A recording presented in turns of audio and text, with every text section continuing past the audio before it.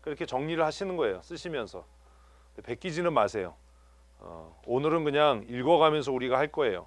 그러니까 한 절 읽으면 여러분이 바로 노트에다가 여러분이 읽은 그 절에 대해서 이렇게 정리하시는 거예요. 저는 이렇게 정리했어요. 1절 뭐예요? 우리 중에 이루어진 사실이에요. 그러면 적용이 뭐겠어요? 이거에 대한 해석이나 적용은 뭐예요? 그냥 쉽게 말하면 성경은 혹은 이렇게도 얘기할 수 있지만 이건 사실 별로 바람직한 방법은 아니에요. 성경을 공부하는. 뭐가 사실이에요? 이제부터 기록될 일이 사실이란 얘기죠. 이렇게 정리하시는 거예요. 이거 베끼지 마세요. 그렇게 정리하시는 거예요. 이걸 머릿속으로 그냥 정리하시면 돼요. 사실 그냥 요것만 이렇게 써놔도 이루어진 사실이야. 그러면 머릿속으로 성경은 사실이야. 혹은 지금부터 누가가 하려고 하는 얘기는 만들어진 이야기가 아니라 뭘 기록한 거야? 사실을 기록한 거예요. 머릿속으로 정리하시면 돼요. 근데 그런 것들이 아직 초급반이면 기록하시면 되죠. 삼색 펜을 꼭 가지고 다니셔야 되는 이유. 교회 거 가져가시면 돼요. 교회 이름 써 있는 거. 저도 그거 쓰거든요. 성경 공부할 때. 왜냐하면 이거는 이렇게 쓰고 아까 그렇게 쓸 때는 버튼 하나 누르면 색깔이 바뀌잖아요. 까만색, 파란색, 빨간색 세 가지가 있으니까 내 원칙대로 해서 이렇게 하시면, 특별히 주일학 교육에서는 이 훈련을 하셔야 돼요. 왜냐하면 나중에 이게 설교 본문이 돼요. 이렇게만 정리해 놓으면 여기서 주제가 나와요. 성경은 사실이죠. 그죠? 1절이 그 얘기한 거예요. 2절 읽습니다. 처음부터 목격자와 말씀의 일꾼된 자들이 전하여 준 그대로 내력을 저술하려고 붓을 든 사람이 많은지라. 자, 어떤 사람이 많았어요? 짧게 써야 돼요. 글을 쓴 사람들이 많았다는 거죠. 기록자들이 많았어요. 근데 그 기록자들의 특징이 뭡니까?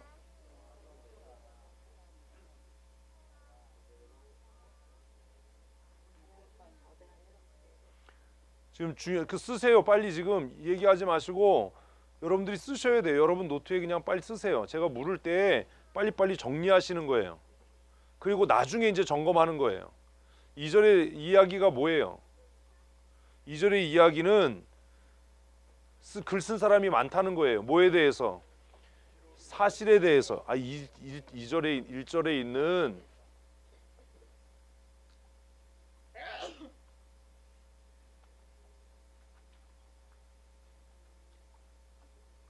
하려가 아니지. 기록한이지.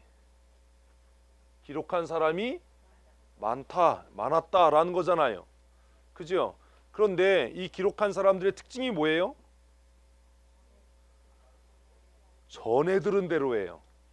그러니까 이 사람들은 어떤 사람들이에요? 이 사람들은 어떤 사람들이에요? 쓰지 말고 물어야지. 쓰면 또 이게 베끼니까.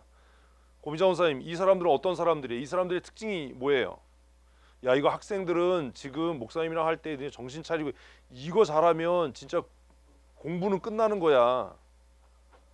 이게 안 되면 니네 공부할 줄 모르는 거야 아직. 이 사람들의 특징이 뭐예요? 핵심이 뭐예요? 핵심. 이 사람들의 핵심이 뭐예요? 이 사람들은 간접 경험한 사람들이에요. 이 사람들은 펜을 들어서 쓰긴 썼는데 어떻게 썼어요? 예, 전하여 목격자와 말씀의 일꾼들이 전하여 준대요. 목격한 사람들이 기록한 게 아니에요. 목격한 사람들과 이 이야기를 전하여 준 사람들이 전해 준 얘기를 듣고 기록한 거예요. 그래서 이 사람들은 간접 경험자들이에요. 간접 경험자들이 전해 들은 이야기를 근거로 해서 많이 썼어요. 3절 읽습니다. 그 모든 일을 근원부터 자세히 미루어 살핀 나도 됐어요. 여기까지 정리해 봅시다. 뭐예요? 쓰세요 빨리 이제. 3절 뭐예요?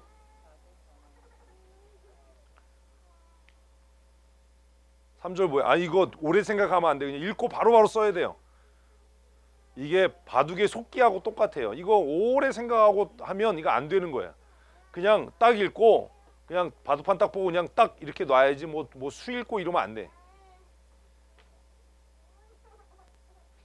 지금 3절의 내용이 뭐예요?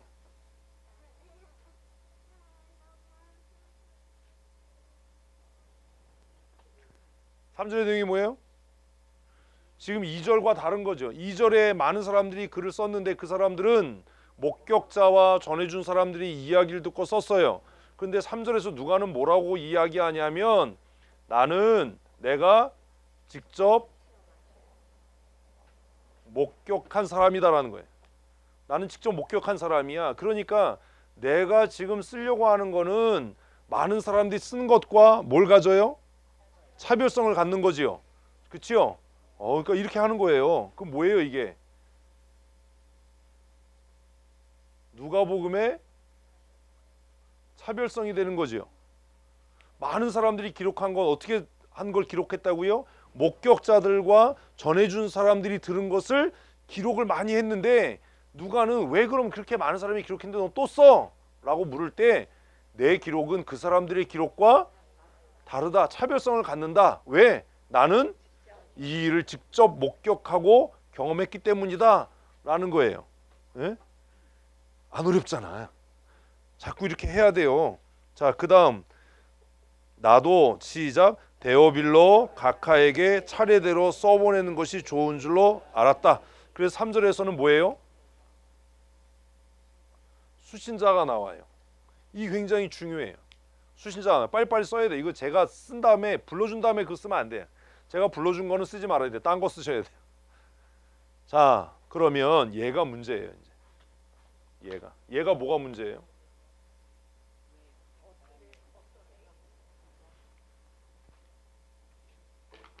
얘가 뭐가 문제예요?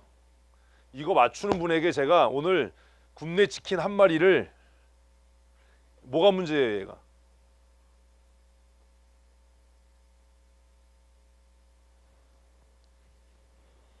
못 맞출 줄 알고 제가 굽네 치킨 한 마리를 포장할 수 있는 종이를 드리겠다고 약속을 하는. 얘가 뭐가 문제예요? 네? 전했다? 생각을 하세요. 생각. 자 보십시오. 고개를 다 드시고 이제 생각할 시간이 끝났어요. 데오빌로 각하에게 이 글을 쓴다라고 하면 누가복음서는요 서신서에 들어가야 되는 거예요. 글의 형태상 뭐에 들어가야 돼요? 서신서에 들어가야 돼요. 근데 우리는 맨날 이거를 아주 이게 쩌들어서 뭐 데오빌로 그러면 데오빌로가 누구야? 누구한테 썼어? 이 생각만 하지 주워 들은 게 많아서 생각을 근본적으로 안 하는 거예요. 복음서의 특징과 서신서의 특징이 뭐예요? 복음서의 특징은 모든 사람에게예요. 모든 사람에게 그 복음의 핵심인 예수 그리스도의 메시지를 전달하는 데 목적이 있어요. 그런데 누가복음은 명확하게 뭐가 있는 거예요? 수신자가 있는 거예요. 명확하게 수신자가 있다면 성경의 구조상으로 얘는 어디에 들어가야 돼요? 서신서로 들어가야 돼요. 편지글이잖아요. 이거 편지글이잖아요. 그런데 왜 복음서에 들어와 있어요? 이런 것들을 생각할 수 있어야 비로소 학문이 시작되는 거예요. 맨날 배운 거 외우는 게 아니라 이렇게 비판적 사고하는 것, 틀을 깨는 사고, 이래야 탁월한 지도자가 되는 거예요. 맨날 아는 거 그냥 외워서 답하고 그냥 그 형식에 매여서 그냥 뭐 이런 게 아니라 뭐 사전 찾아보고 이게 아니라 수신자가 있고 기록자가 있다면 이건 뭔데? 편지글인데 얘가 왜 서신서로 분류가 안 되고 복음서에 들어와 있는가? 이 고민이 있어야 되잖아요. 그런데 우리는 정말 안타깝게 지금 이 순간이 되기 전까지는 한 번도 그렇게 생각해 본 일이 없는 거예요. 그냥 누가복음은 뭐야? 복음서야. 왜 복음서야? 기록 발신자 같고 수신자가 있으면 신약의 반 이상을 차지하는 서신서에 들어갔어야지 왜 누가는 복음서냐. 그리고 또 하나 생각할 게 있어요. 이 친구가 지금 자신의 글의 모두에서 수신자 데오빌로에게 이 글을 쓰고 있다라고 이야기한 것으로 보아 앞으로 나오는 이 글의 형식이나 이 글의 목적은 어떨 거예요? 이 글에 가지고 있는 구조 똑같은 말이지만은 뭐예요? 서신의 형태를 가질 거예요. 그래서 누가복음은 다른 복음서와 다를 거예요. 이런 것들이 이해가 안 되고 누가복음서를 다른 복음서의 연장선에서 읽으니까 이해가 안 돼요. 그래서 우리는 누가복음을 읽으면서 누가복음만이 갖고 있는 독특한 구조, 이걸 생각해야 돼요. 문제 내시면서 알았죠, 그죠? 문제 내라고 그러면 이걸 1장에 냈어야 돼. 아무도 못 풀게 해야죠. 누가복음이 복음서인 이유를 써라, 뭐 이런 거. 사실 누가복음은 여기까지 3장 3절까지 오면 이건 서신이에요. 왜요? 수신자가 딱 한 명으로 지목되고 있잖아요. 데오빌로를 위해서 쓴다. 그에게 쓴다. 그런데 왜 이 누가복음은 분류상 복음서에 들어와 있는가? 그러면 우리가 생각해야 될 게 있어요. 누가복음과 여러 서신들의 뭐예요? 예. 구별점, 차이점이 뭐냐 도대체? 뭐냐? 이걸 알아야 얘가 왜 복음서인지를 답할 수 있잖아요. 어떤 차별성을 갖습니까? 틀렸어, 민철. 이렇게 여러 사람이 얘기해도 난 특별한 주파수에 아주 잘 반응을 해. 뭔 소리 했는지 알아. 어떤 차별성이 있어요?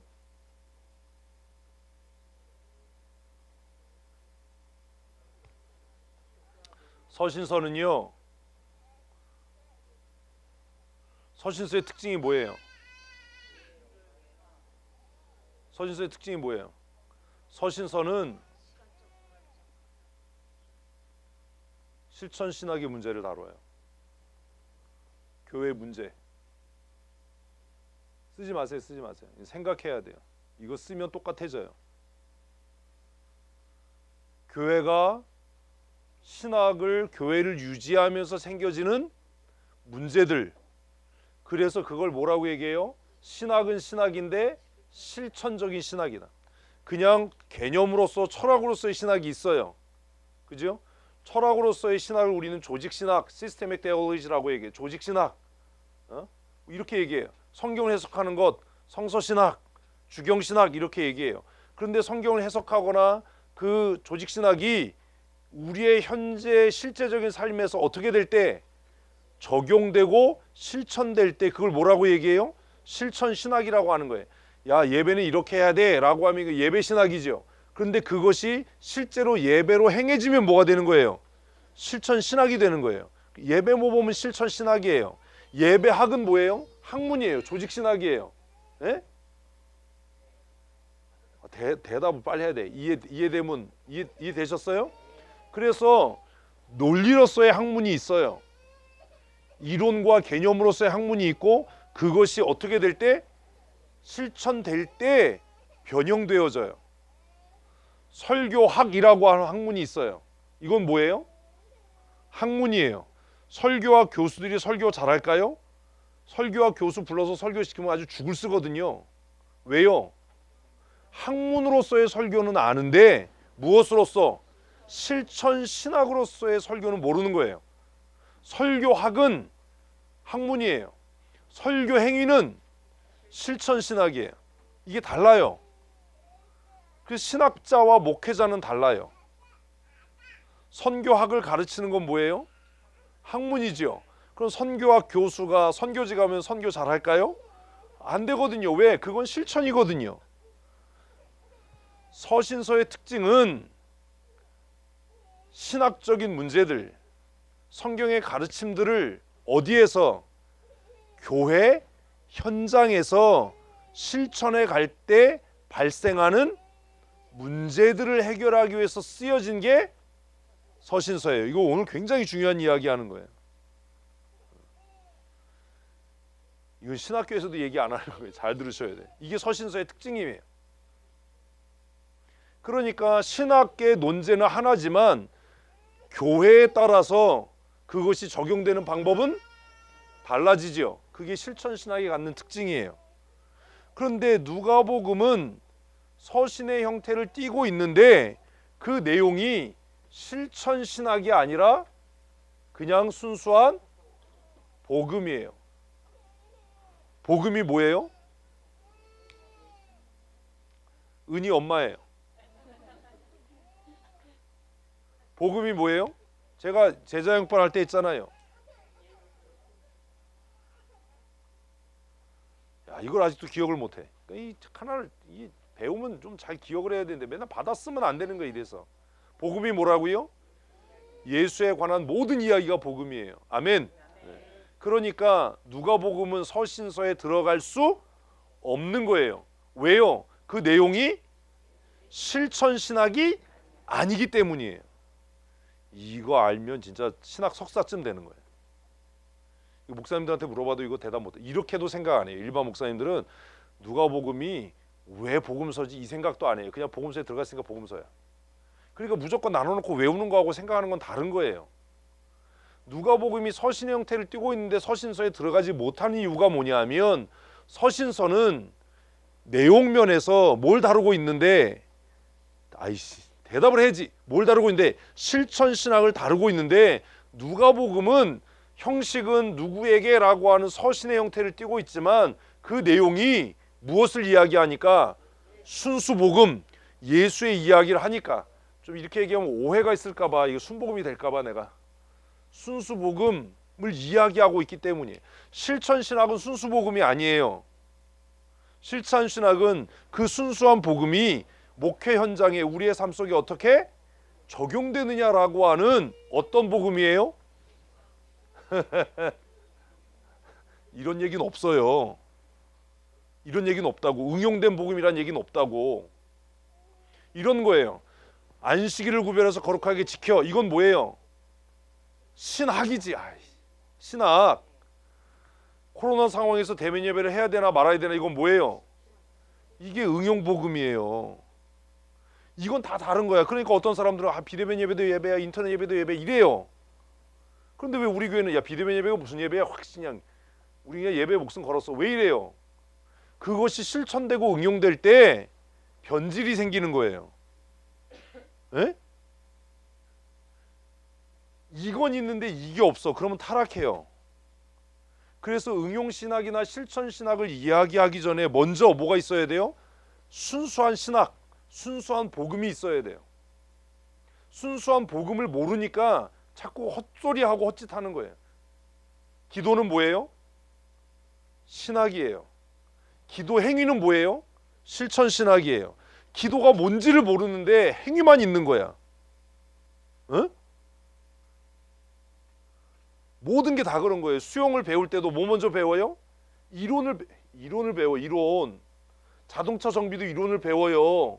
그리고 나서 이것을 현장에서 실습하는 거죠. 뭐가 탄탄해야 돼요? 이론이 탄탄해야 돼요. 이론이 탄탄하지 않으면 뻘짓한다고요. 나중에 하면 안 되는 일을 한다고요. 그래서 누가복음이 구조적으로는 어떤 형태를 띠고 있지만 서신의 형태를 띠고 있지만 그 내용이 뭘 담고 있기 때문에 실천신학이 아닌 순수한 복음 예수 그리스도의 이야기를 담고 있기 때문에 어디에 들어간다? 복음서에 들어간다. 굉장히 중요한 거예요. 네? 굉장히 중요해요. 이거 여러분들이 평생 아마 뭐 누구한테 이제 못 들을 얘기 이거는. 그래서 여기에 들어가는 거예요. 그럼 보세요. 이게 서신서이니까 내가 하고 싶은 얘기 하는 겁니까? 상대편이 듣고 싶은 이야기 하는 겁니까? 그러니까 이게 안 되는 거야. 듣고 싶은 이야기 하는 거야. 나 이게 공부가 안 돼 있는 거야. 자 보세요. 순수 신학은 무슨 얘기해요? 내가 하고 싶은 얘기만 하면 돼요. 설교학 시간에 설교를 학문으로 얘기하는 사람은 원론을 얘기를 해요. 뭐 원포인트 설교를 해야 된다. 뭐 별소리를 다 해. 근데 원포인트 설교 한다고 칩시다. 회중이 못 알아들어. 어? 이게 현장으로 왔는데 원포인트 설교 4장짜리 설교하자. 그래서 설교가 뭐 20분이 넘으면 안 된다. 30분이 넘으면 안 된다. 이건 학문이에요, 그냥. 그래서 원포인트 설교를 준비했어. 20분짜리 원고를 썼어. 근데 서론부터 회중들이 못 알아들어. 그러면 원고대로 20분에 끝내야 됩니까? 알아들을 때까지 해야 됩니까? 이제 겁나서 얘기 못하죠. 오래 할까봐. 어떻게 해야 돼요? 알아들을 때까지 해야 되지요. 그러니까 시작은 원포인트로 시작했고 시작은 4장짜리 설교를 하기로 해서 시작을 했는데 못 알아들으니까 알아들을 때까지 하게 되는 거예요. 이게 뭐예요? 학문과 실제의 차이예요. 그러니까 실제 상황을 모르는 사람들은 뭐만 얘기해요? 원론만 얘기하는 거야. 원론만. 블로그를 깔 때도 원칙이 있잖아요. 근데 원칙 지켜지나요? 안 될 때가 있어요. 뭐가 다르면 현장이 다르면 야, 이 현장엔 그거 안 돼. 이거 안 돼. 이건 응용해서 해야 되는 거야. 근데 신학교 교수들은 현장을 몰라요. 그러니까 뭐라고 그래요? 원포인트 설교가 최고야. 4장짜리 설교가 최고야. 근데 보십시오.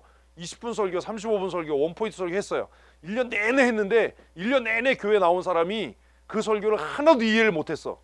설교한 거야, 만 거야? 안 한 거잖아요. 그러니까 서신서는 복음의 핵심 가치에 무게가 있지 않고 어디에 무게가 있어요? 청중에게 무게가 있어요. 설교학은 학문으로서 성경 본문에 무게를 두지만 설교 행위는 어디에 무게를 둬요? 청중에 무게를 둬요. 이게 다른 거예요. 그래서 설교학 교수는 클래스에서 교실에서는 유능한데 어디 오면 교회 오면 죽쓰는 거예요. 왜? 멋대로 안 돼요? 강의실처럼 안 되거든. 강의실처럼 안 돼. 이게 응? 현장 가면 다른 거야. 그래서 공부해서 공무원 된 친구가 현장 나오면 공대에서 학문으로 콘크리트 타설을 배운 친구가 현장에 나오면 무슨 일이 생겨요? 갈 때린다. 이제 골 때리는 일이 생기는, 갈등이 생기는 거예요. 왜? 뭐가 달라요? 이론과 실제가 달라요. 상황이 배제된 이론은 의미가 없어요. 또 이론이 없는 실제는 무너져요. 두 가지가 다 돼야 돼. 선교지가 어려운 이유가 뭐예요? 현장 목회를 몰라요. 현장 목회를. 왜? 선교사로 나가는 친구들이 목회 안 해보고 나가거든요. 그래서 누가복음은 다른 복음서와 다른 특징을 갖게 돼요. 조금 서론이 긴데 정신 차려야 돼요. 아가야, 너 북한으로 보내버린다. 어렵게 탈북했는데 예배 시간에 주면 어떡하니? 응? 너 수령님에게 보낸다 너. 어떤 특징을 가져요? 자, 다른 복음서는 수신자에 별로 관심이 없어. 어디에 관심이 있어? 예수님에게 관심이 있어. 다른 복음서는 뭐? 마태 다른 복음서니까 또 이제 대답을 못하네. 마태, 마가까지는 그래요. 근데 누구에 관심 있어요? 데오빌로에게 관심이 있어. 그래서 어떤 참사가 생기냐면 누가복음은 본문이 길어. 이게 왜 긴지 모르죠. 한 장이 80절이야. 이걸 모르고 누가복음 읽으니까 지겨운 거예요. 그럼 왜 누가는 한 장을 80절이나 썼겠어요? 데오빌로가 못 알아들으니까. 데오빌로가 못 알아들으니까. 근데 우리는 이걸 모르니까 똑같은 얘기를 해요. 목사님 왜 설교를 길게 하세요? 대개들이 못 알아들으니까. 못 알아들으니까는 데오빌로가 못 알아듣는 거예요. 왜? 이방인이잖아요. 마태, 마가는 짧게 얘기해도 그 사람들의 기초가 어디니까? 유대인이니까 굳이 그 얘기 안 해도 다 알아들어. 왜 마태, 마가는 예수님의 동정녀 탄생을 얘기를 안 할까요? 다 알아. 필요 없어. 어? 근데 데오빌로는 야이씨 어떻게 처녀가 애를 낳아 이러니까 그걸 자세하게 설명해야 되는 거야. 알아? 들을 때까지. 의구심이 해결될 때까지.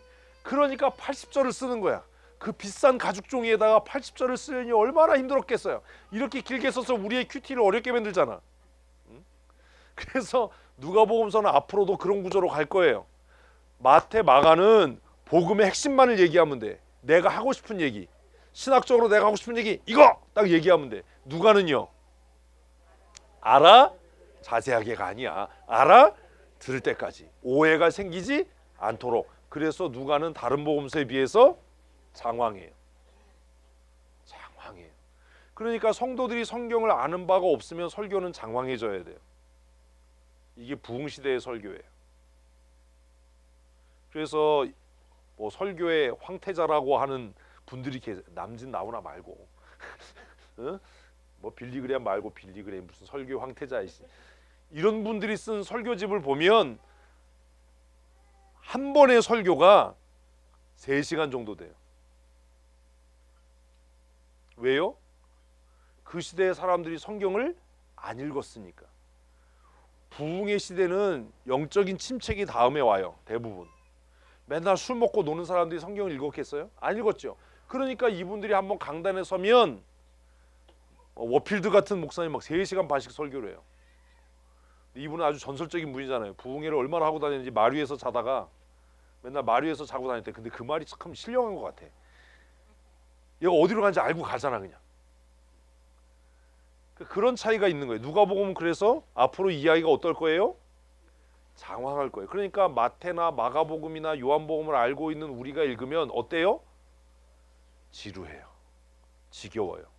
아, 이거 왜 이런 얘기 하지? 이런 마음이 들어요.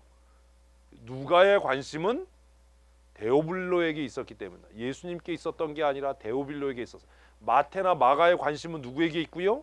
예수님께 있고요. 신학적인 문제를 다루니까 짧고 간결하게 쓰지만 누가는 데오빌로가 이해해야 되기 때문에 길게 쓴 거예요. 그래서 한 장이 막 80절씩 된다니까.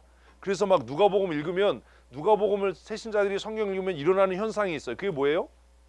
언제 끝나나 넘겨보는 역사가 있어요. 이놈의 장이 끝날 때가 됐는데 안 끝나는 거야. 그 넘겨봐. 솔직히 한 번씩 해봤죠. 그래서 그런 차이가 나는 거예요. 그래서 3절 읽으면 아, 그런 거구나 라고 하는 이해를 하게 됩니다. 그래서 누가복음은 서신의 형태를 띠고 있다. 그리고 그 서신의 수신자가 누구다? 데오빌로예요. 데오빌로. 이방인이에요. 이방인이 사람에게 예수 그리스도의 복음 핵심 가치를 전하려고 하니 얼마나 장황할 수밖에 없겠어요. 4절을 읽습니다. 4절, 이는 각하가 알고 있는 바를 더 확실하게 하려 합니다. 자, 이게 더 문제예요. 4절 왜 썼어요? 빨리 써요. 얘기하지 말고 노트에 빨리 쓰세요. 왜 썼어요? 누가가 데오빌로에게 편지를 쓴 목적이 뭐예요? 다 쓰셨어요? 다 썼어요? 우리 다 그렇게 쓸 거예요. 알고 있는 바를 확실하게 하기 위해서. 이렇게 다 쓰셨죠? 설명을 드릴게요. 자, 이런 거예요. 이제 다 쓰셨어요? 이분은 공책도 안 가져왔어. 옛날에 학교 다닐 때 이런 학생들은 이제 그 나가서 벌을 쓰든지 책을 입에 물고 있든지 그렇게. 자, 보세요. 고개를 드세요. 자, 뭔가를 가르칠 때 아예 모르는 사람한테 가르치는 게 낫습니까? 섣부르게 아는 사람에게 가르치는 게 낫습니까? 그러니까 장황해지는 거예요. 데오빌로가 알긴 아는데, 예? 그냥 이게 소문으로 들은 거야. 그러니까 그 오해를 불식시키려면 얼마나 자세하게 썼겠어요. 그러니까 이게 더 아는 걸 확실하게 하기 위해서 이렇게 여러분들이 쓰셨지만 이 본문에는 예의상 그렇게 썼는데 우리가 쓸 때 뭐라고 써야 돼요? 오해를 바로잡게 하기 위해서. 고치지 마세요. 써놨는데 치사하게. 예? 이제 읽을 때 그렇게 하는 거예요. 아, 이 얘기가 그 얘기구나. 더 자세히 알게 하기 위해서. 근데 만약에 데오빌로한테 편지 쓰면서 각하가 잘못 알고 있는 것을 바로잡아드리기 위해서 이 글을 씁니다. 이러면 싸가지잖아요. 그 기분 나쁘잖아. 그러니까 똑같은 말이지만 알고 있는 걸, 대충 알고 있는 걸 보다 확실하게 알기 위해서 썼습니다라는 말은 뭐 하지 않도록 복음, 누구에 대해서? 예수에 대해서 오해한 바를 바로잡기 위해서죠. 오해한 것을 바로잡게 하기 위해서 내가 이 글을 쓴다. 그러니 이제 3절 4절만 보면 얼마나 장황하게 쓸까가 확 그냥 알아지는 거야. 아, 이거 짧게 안 끝나겠구나. 짧게 안 끝나겠구나. 한 장이 80절이니 5절 읽습니다. 유대 왕 헤롯 때 아비야 반열에 제사장 한 사람이 있었으니 이름은 사가라요 그 아내 아론의 자손이니 이름은 엘리사벳이라. 우리는 알고 싶지 않은데 이런 얘기를 다 쓰는 거예요. 장황하게. 그래서 5절 보니까 뭐예요?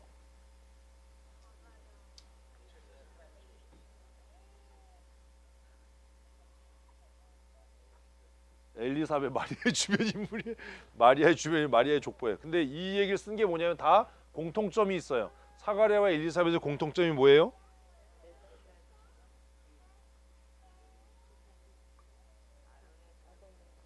레위 지파죠. 아론의 자손이고 제사장이고, 그죠? 진짜로 그래요? 아비야 반열의 제사장 한 사람, 그리고 또 누구요? 아론의 자손 엘리사벳. 자, 6절 읽습니다. 이 두 사람이 하나님 앞에 의인이니 뭐래요? 의인이래요. 주의 모든 계명과 규례대로 흠이 없었어요. 두 사람에 대한 평가예요.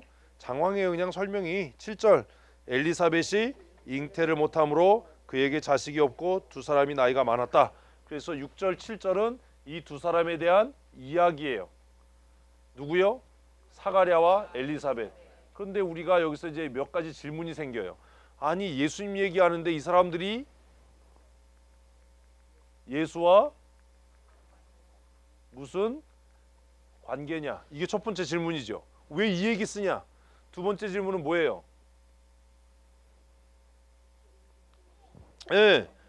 하나님 앞에 흠이 없는 의인인데 왜 자식이 없냐? 근데 사실 돌려 말하면 왜 저주의 아이콘이 됐냐?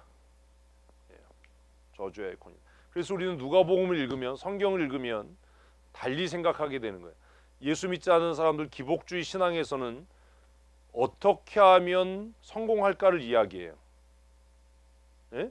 이거 잘 들으셔야 돼요. 굉장히 중요한 거예요. 이 세계관이 달라져야 되는 거예요.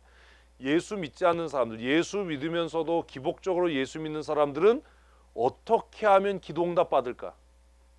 어떻게 하면 성공할까를 얘기해요. 에? 에? 어떻게 하면, 뭐 잘 살고 기도응답 받는 게 중요한 게 아니라 앞에가 중요한 거예요. 기복적 신앙, 성경과 관계없는 신앙의 삶을 사는 사람은 항상 관심이 뭐예요? 어떻게 해요? 어떻게? 그런데 누가복음을 읽으면, 누가복음을 읽어가면서 우리가 앞으로 발견하게 될 것, 여러분들이 잘 발견 못할까 봐 미리 말씀드리는 거예요. 발견하게 되는 것은 어떻게의 문제가 아니라 왜의 문제예요. 왜 기도응답 받아야 하냐? 왜 성공해야 되냐? 자, 보십시오. 이게 그거예요. 아니, 하나님 앞에 흠이 없는데 왜 애를 못 낳아? 이게 맞는 질문이지요. 어떻게 하면 애를 낳을까가 아니라, 에?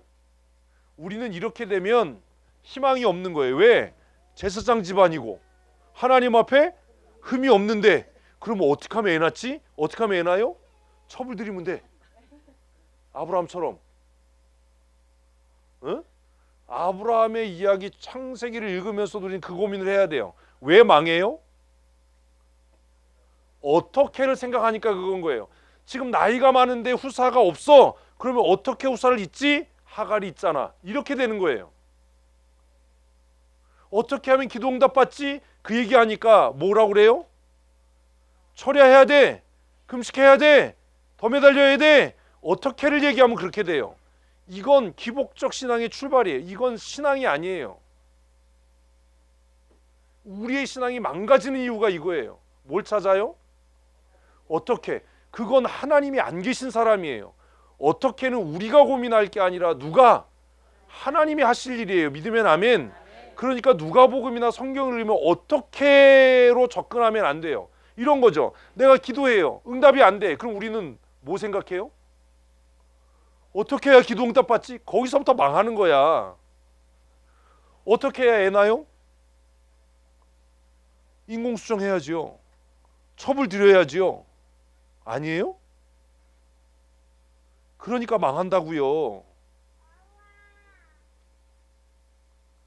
누가복음을 읽으면서 우리가 첫 장에서부터 고민하게 되는 거, 이거 굉장히 중요한 이야기. 성경 전체를 읽으면서 어떻게를 생각하시면 안 돼요.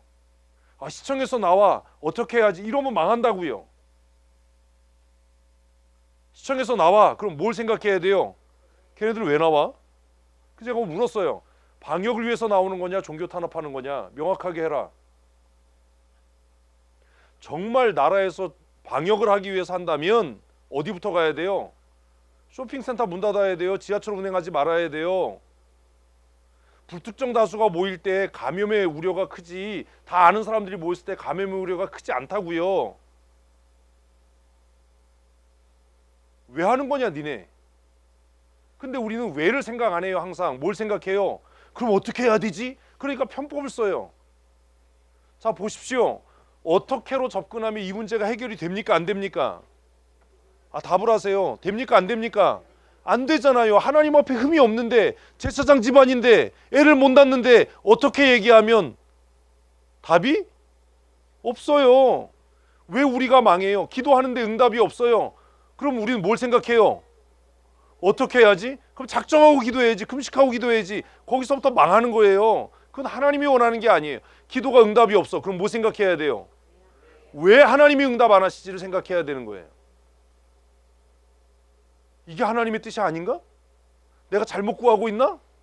근데 우리는 왜를 생각하지 않고 내 고집이 너무 세니까 뭘 찾는 거예요? 어떻게 라고 편법을 찾는 거야. 자, 이 문제의 답은 뭐예요? 왜예요? 왜?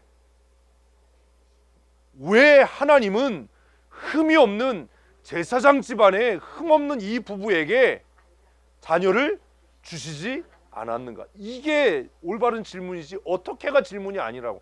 내가 너무 속상한 게 무슨 문제 생기면 어떻게 하지?